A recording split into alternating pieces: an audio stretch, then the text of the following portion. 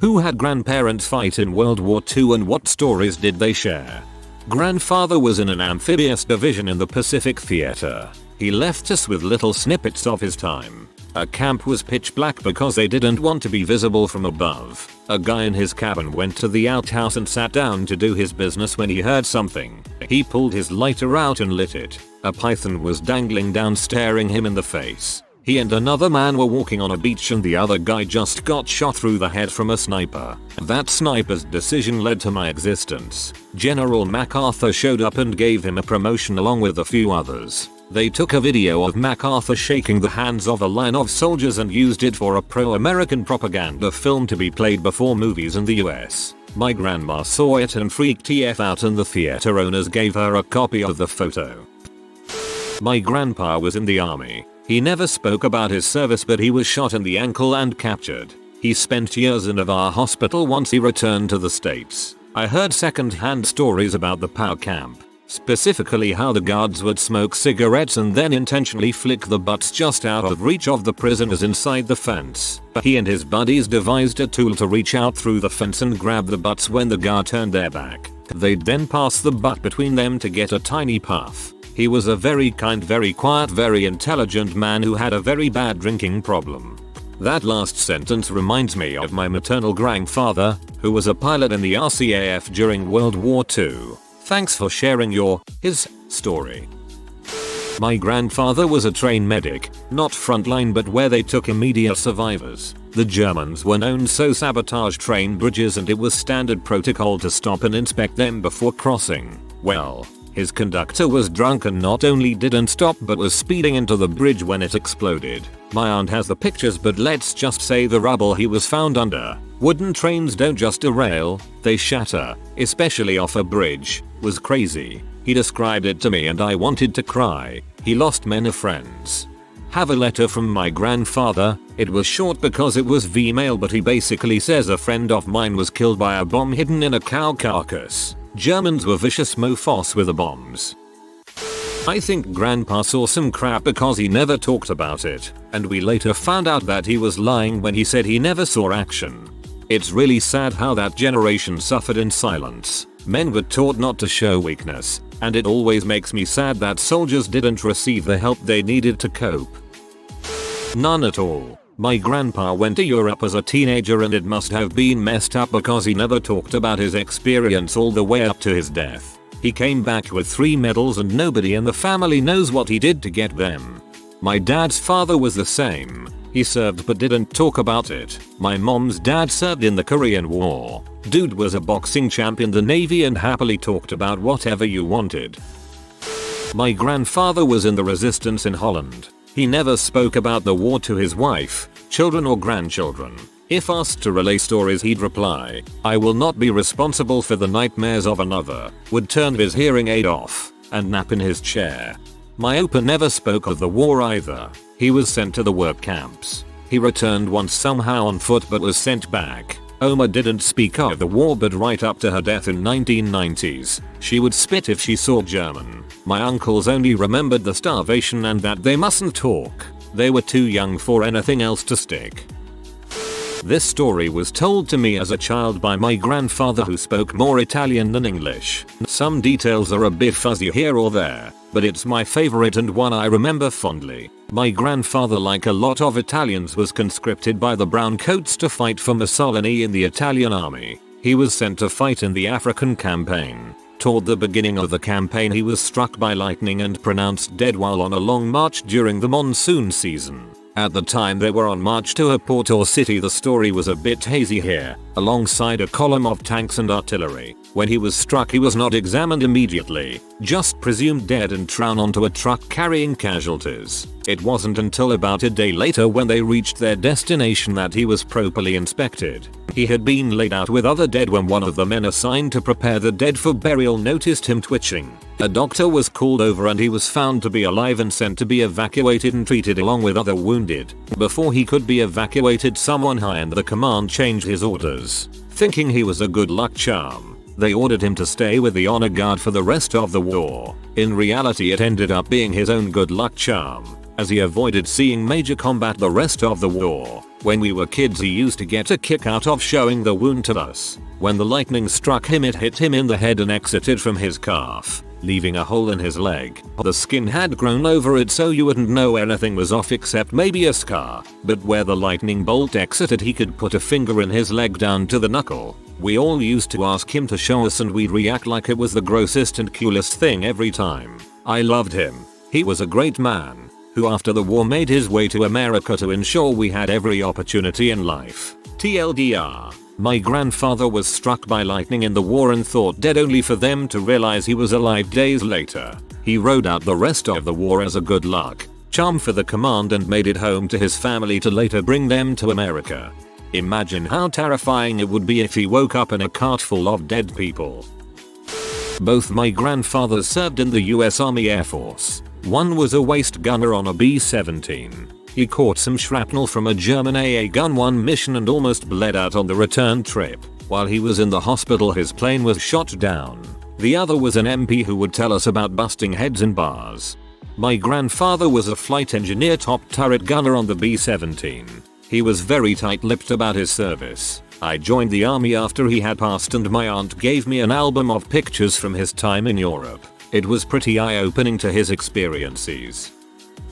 My grandpa on my dad's side was 17 at the time and lied about his age to get into the Navy. He played saxophone in the Navy band aboard ships in the Pacific. I don't think he ever saw action, though, aside from that sick sax action of course. My paternal grandfather landed on Omaha on D-Day. That's it. That's all he ever shared. We know he spent the duration of the war in Europe, but whatever he saw or did was too much to ever tell my grandmother, dad, aunt or uncle. My granddad was in World War II in a tank destroyer unit. He never talked about it, but when I got back from a trip to Paris in high school he asked if it was still all blowed up over there and said the last time he was there it was a big old mess. That's funny your granddad asked if it's still a mess. My grandpa used to give my dad crap because my dad got sent to Germany in '69. When my grandpa was there everything was bombed to crap. He would say my pops had it made because the base had roofs by the time my dad got there. Grandfather trained in Canada with British officers before flying to Britain. Went to Italy. Was almost killed when his jeep drove off a cliff to avoid capture by Nazis. Was taken back to Britain to heal. Looked up the family of an officer he knew. Officer's sister became my grandmother. Grandfather was a US sniper in the Pacific. One of the best stories was of a cocky officer who showed up and lined all the infantry up on the beach to tell them they were a bunch of pansies and he was going to whip them into shape. These men had been seeing hand-to-hand combat for months. The officer finally said, "If there's a man on this beach that thinks he can whip my butt, take one step forward." Every man took a step forward immediately. The officer didn't say much after that. We had something like that happen after my first deployment. The whole company got together and we were able to call out anyone for a grappling match. One of our SSGs called out our company commander, who was possibly insane and was not entirely loved by the company. The CO whipped the absolute crap out of the SSG LOL. My Austrian grandfather was drafted into the Wehrmacht and his unit was integrated into the SS in 1944. He was wounded in January 45 in the Battle of the Bulge whilst carrying out an attack on a US position. He got patched up by the Americans whilst the German officer wrote a letter home that he was missing in action. He still has the original letter. He was a prisoner of war in France from then on and had to stay until 46 or 47 as he was captured as a member of the SS and they were held longer than regular Wehrmacht soldiers. He still holds a grudge against the Nazis for stealing his youth and still has some shell or bullet fragments in his chest as far as I know. Cheers to the Americans for saving him. Really interesting since most of these replies are from Americans. Thanks for sharing. In short, my grandpa was made prisoner, was sent to Germany for work, volunteered to work in a farm. He knew nothing about farming but though food would be easier to come by, he didn't know German either. Became friends with a little girl there that was a bit older than his own kids. She started viewing him like an older brother. He attended her wedding once the war was over. She had a baby boy, he had a third, unplanned child too. Those became friends, attended each other's weddings. Then they had kids. Me and one of the German kids decided to learn each other's language. Then we studied in each other's country for a year. Thanks, Erasmus program. I attended her wedding last year. We don't talk much anymore. I'm sorry to report, we're not that good at keeping in touch from afar. But rest assured we're trying. WhatsApp might be a good option. It's how I text my friends abroad, especially those in Germany. My grandfather's friend has a story about a guy who said he was deaf so that he wouldn't go to the war. The guy choosing the people tossed a coin in the floor beside him and he immediately searched for it. He was sent to the war. That's cold.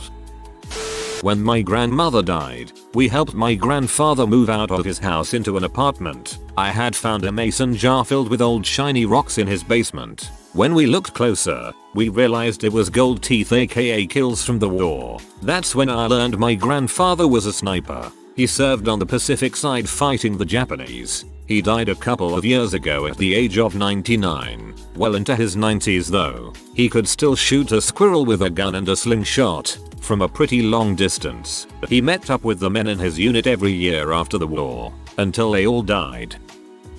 My grandpa was in the Navy and was a rear gunner on a plane.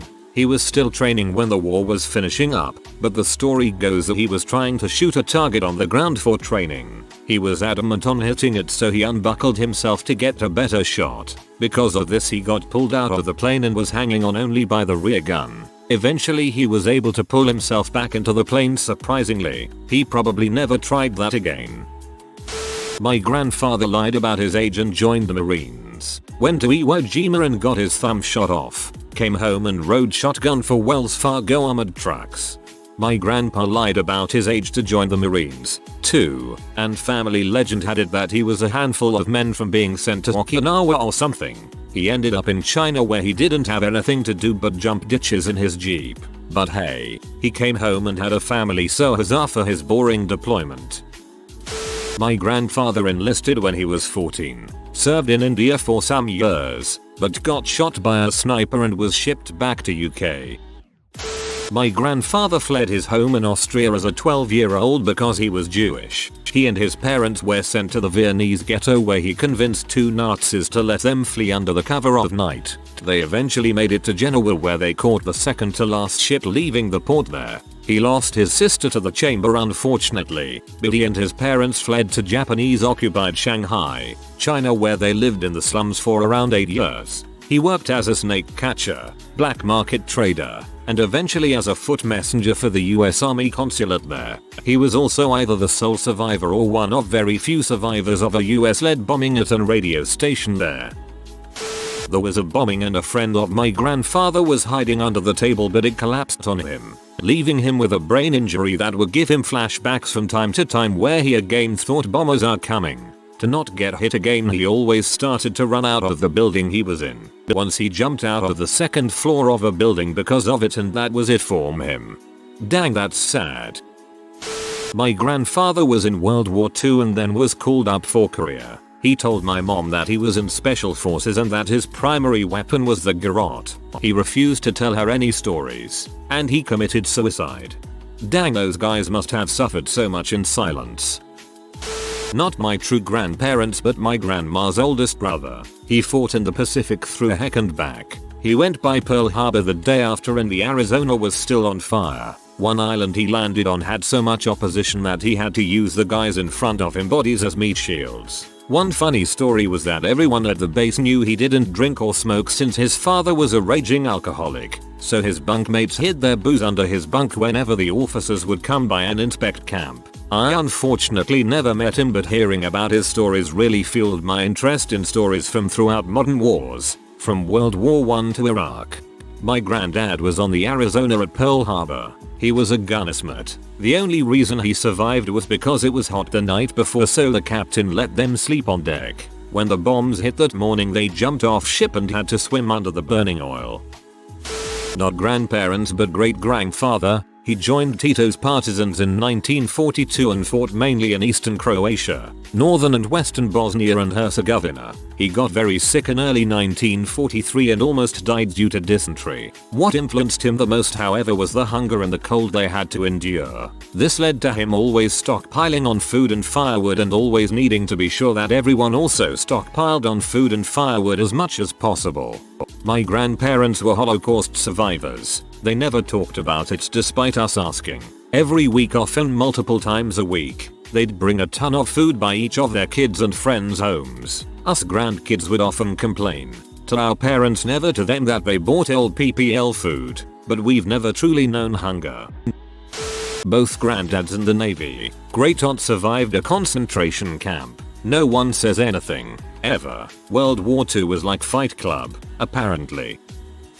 Both grandfathers, both survived, both only ever spoke about it to anyone on at most 2 occasions each. The only thing either of them ever said to me, as part of a larger family collective, about it was that the only thing you need to know about the war is that the people who didn't leave their corpse in the field left their soul instead. Those were the prices for coming home, and someone else decided which one you paid. That's an amazing quote. Thanks for sharing. This is probably late, but my grandfather was a Kiwi, an Issei Japanese American, who was born in the US, but raised in Japan. He finished high school in the US, then went on to college and eventually became the first minority to graduate from his law school. At that point, he was drafted into the US Army, right before Pearl Harbor. The Army didn't know what to do with him, so he was shuttled around a few places. He was stationed in the South Pacific for a little while. He said that his clothing would go missing occasionally. He thought it was hazing by the other soldiers, that is, racism, but he found out later that there were downed Japanese pilots in the jungles nearby, so he later concluded that they were stealing his clothes since his were the only one who had clothes that fit them. He was later sent to the Japanese language school to teach and again reassigned to the Pentagon. That was where he met my grandmother. He said that the line, "I work in the Pentagon," was a great way to pick up girls. Once the war was over, he married my grandmother and then was volunteered to join the staff supporting the Japanese Reconstruction. In Japan, he was first assigned to MacArthur's staff translate the captured war documents. However, when he heard that the military was looking for people who could speak Japanese and had a legal background for the war crimes trials, he requested and was granted a discharge to join JAG. Because he could speak Japanese, he served in JAG as the defense attorney for several of the third-tier war criminals. He joked, black humor, that he was a terrible lawyer because his first 6 clients were all executed. He said more seriously that everyone knew that his clients would be executed, but that it was his job to make sure that they received a fair trial. Once the trials were completed, he stayed in JAG, helping with the Reconstruction effort. He assisted in writing the Japanese Constitution, and later acted as a liaison between the Japanese government and the army. We still have a certificate of recognition, signed by the Emperor of Japan, recognizing the work that he did with setting up the Japanese legal system. My uncle was tasked with pulling bodies out of the ocean after D-Day. He was supposed to be in the invasion, but his officer reassigned him due to his age. He then became personal details for Eisenhower due to more people looking out for him. Well, my father and uncles all fought in World War II. I had 2 aunts who were also in the service. A grandfather fought in World War I. I grew up on the stories, and his stories were the most upsetting. The way the command just threw everyone's lives away with the suicidal charges from the trenches. 67 years later, those stories still haunt me. One uncle was in North Africa, Papa. One uncle and 2 uncles-in-law served in the Pacific. One uncle, the youngest, was on Omaha Beach and helped liberate a small concentration camp near what would become East Germany. His stories are the ones I remember best. The stench that hit the American convoy about a mile from the gates. The walking skeletons, the half-decomposed bodies, and the dogs eating them. Unlike movies, war is not pretty and rarely does it have any happy endings. My grandfather served in the 101st Airborne Division, field artillery, kind of like Band of Brothers. There were a few parallels in the storyline, but he did it with a howitzer. He was dropped into France at night. His only story was about hiding in hedgerows. and knowing what cigarette the German soldiers had by the smoke smell as they walked by. It took his unit over a week to find that gun. Later he was dropped into Bastogne, Battle of the Bulge. He would later attend an annual dinner to commemorate the nuts to you reply the American general gave to German orders to surrender. He got his chance to tour Eagle's Nest a couple weeks after it was taken by the Allied forces, before shipping off for home. He was proud of his service, and very proud to be part of the 101st. But as stories to his grandchildren go, they were rare. The Hajiro tale was one of a lot of things I'd rather not remember. Part of the honor guard at his funeral saw the 2 jump stars on his airborne wings and an awe almost no one these days has one, and your grandfather has too. I was airborne for 7 years. I saw one person with a single combat jump and guys basically kissed the ground he walked on. He was currently serving. To see 2 has been unheard of since Vietnam basically. Your grandfather had some stones to make combat jumps twice.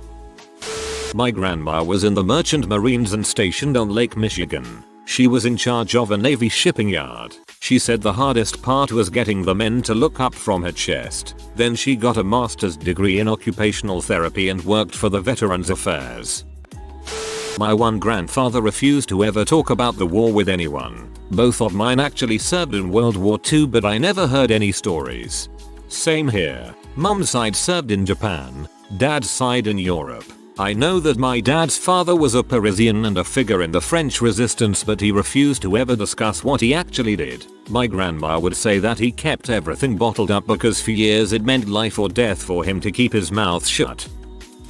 My great-grandfather, who never had an education beyond 5th grade, was discovered to be a math prodigy by the army. He was made an aviation engineer, and if it wasn't for his poor eyesight could have been a pilot. He was stationed in India and as a corporal was the subject matter expert for the manufacturing of aircraft. Officers and senior NCOs had to refer to him when it came to technical matters. He also was allowed to test fly a lot of the airplanes since he'd rather have it fail on him than someone else. Shortly after Japan surrendered and the war was ending, a new captain was put in charge and forbade my grandfather from test flying as he wasn't a full-fledged pilot. Enraged, my grandfather took a plane one early morning and started flying. The noise caused everyone to come out from the barracks, and when all the officers came out he fly dived down and flew close to their heads that they all dropped to the floor and covered their heads. For that stunt he was discharged from service and went on to start his own mechanic shop, which he ran with my grandfather, his son-in-law, for 30 years. Had an uncle who was crew on a bomber in Europe who got shot down over Germany and spent the rest of the war as a POW. He never talked a whole lot about his experiences as only him and one other from his crew survived. I am half German. My grandfather was in war. I never had the chance to talk with him about World War II because he didn't like to speak about it and later also got ill, so I hadn't any chance. Only thing I know from my uncle is that he was a sniper. He went to war I think in 1945 when he was 18 years old, when it was already clear that Nazi Germany will lose this war. He was somewhere in East Europe and got caught like many others by the Russians. So he was a war captivity. He managed to escape by jumping off a driving truck where he and many other captives were sitting on, and the Russians didn't notice, or noticed when it was already too late. He was then a few days on the run. He slept in the forest till he got back to Germany to the house of his grandmother where he hided till the war was over, because he was deserter. Normally he had to go back to war. I hope you could understand it. Sorry for my bad English. Understood perfectly. Your English is great. Thank you for sharing. My grandfather was drafted into World War I. He was from a ranching family in Wyoming and very skilled with horses, but he didn't want to end up in the mule artillery. He lied to the army and told them he worked in a dry goods store, so they made him a supply clerk. He was eventually put on a ship to France and arrived just as the war ended. He said all the soldiers went AWOL and partied for several days. I suspect it was an eye-opening experience for a country boy. If you are new to the channel, you can subscribe. I publish new videos every day. Until then, check another video.